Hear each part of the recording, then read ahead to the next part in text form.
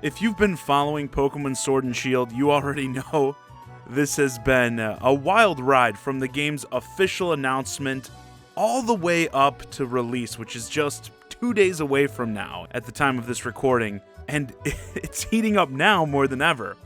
I want to take you back all the way to that original trailer. Before it dropped, I was hyped to the moon and back, and I know a lot of others were as well. Now, I hadn't been a big Pokemon fan since I was younger, dating back all the way to the Gen 1 days.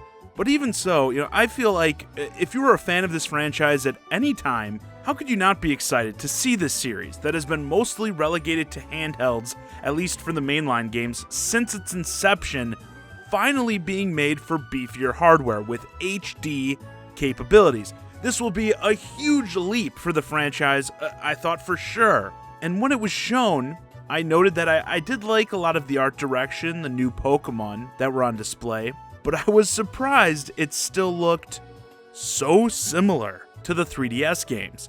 As I've mentioned multiple times in past videos, the gameplay for Sword and Shield reminded me of what the 3DS games look like running in HD on an emulator. But then I got to thinking about it and was like, I get it. They have hundreds of Pokemon they need to bring over. Maybe there wasn't enough time to make significant changes before this inaugural Switch release had to come out. Okay, I'm disappointed, but I understand why. Then the gaming hashtag of the year starts to trend on virtually every social media post regarding Pokemon. Bring back the National Dex.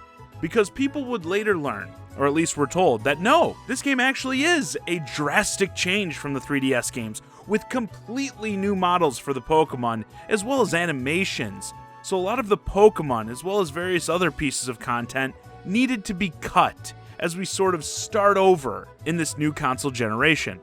All those friends that have been with you for years, those shinies you've hunted, you're gonna have to leave them behind. That is, if they're not already in this game. And that's when the backlash really started. A lot of fans outraged because, like I said myself, before I could see why it looked so similar to past games, but now they're actually acting like it's a big leap and cuts need to be made to support it. A lot of people, of course, question this. You've got people making pretty lengthy lists of all the issues they have with what they've seen, the content that was cut. And we saw more and more gameplay as time went on, and things they weren't adding up. Like, if you compare these models, let's even justify the, most of us don't know anything about making video game models argument. Let's say a lot of work went into these. With how similar they look side by side, don't you think this seems like a big waste of resources? A terrible reason to cut content? You're leaving out all these Pokemon in that for a barely noticeable upgrade for the new models? Yeah, fans just weren't having it. They kept pestering Game Freak, the Pokemon Company, Nintendo, basically everyone involved. Some fans, I will note, have been defending them throughout the whole thing, proving their undying devotion to the franchise, making some really good points of their own. I think I've got a clip actually of some of that. Don't ask questions. Just consume product and then get excited for next products. Yeah, good stuff.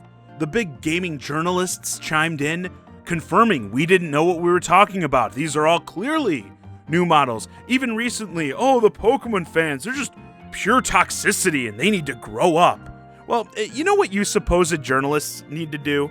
Stick to writing reviews for games you don't play on your trash tier clickbait websites that no one visits anymore because no one trusts you. Yeah, just leave the video game discussions to the people who actually play video games, okay? Because now review copies are out there in the wild. Information as well as more gameplay has been hitting the internet that doesn't look very good. I tweeted out an example of the new cutting-edge animations I saw that look right out of the N64 era. People talking about various bugs and performance issues. It's been pretty hilarious. Now, a lot of this stuff may not end up being in the final release, could be patched out. But you know what's not going to be patched by release or anytime after? Those beautiful new models they talked up so much. Out of these recent data mining operations, images of the Pokemon models have been leaked that are literally identical to those used on the 3DS. As a result, a new hashtag started trending last night. Game Freak lied. To me and many others, this doesn't feel like a big revelation necessarily. It's more vindication. If you have eyeballs, I think it's hard not to think the supposed new models looked similar from the start. And really, I think the lied part is the main issue. Once more, I get there's a lot riding on these games. They're a huge moneymaker themselves, but also there's, the anime series, tons of merchandise in that all rides on the games releasing timely, but they could have been straight up about that. People would have still been pissed, and rightfully so, about the cut content, but now it just feels like they're digging themselves into a much bigger hole, as players feel more like they're not just being given an unworthy product, but they're being taken advantage of. Their love of the series being used to guilt them into just settling for what they see, and it turns out they were right all along. Now, do I think any of this will have a significant impact on the success of Sword and Shield these games? Probably not, at least nothing major. But especially with all this new info coming out, I know a lot of people went from feeling burned about the loss of content to fuming over feeling lied to about the reason why. Will many of them still buy the game? Probably. But I think more importantly, this has cost them a lot of trust with their fan base.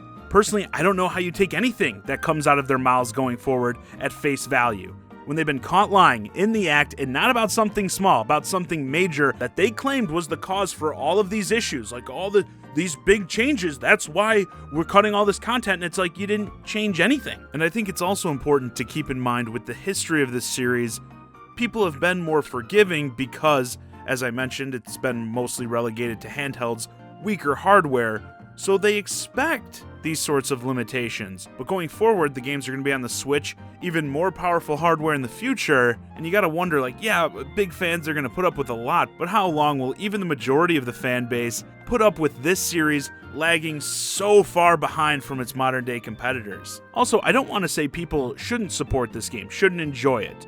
I'm sure millions will, and I'd like to note there should be some more respect shown here on both sides. People should be allowed to enjoy it as well as criticize these issues.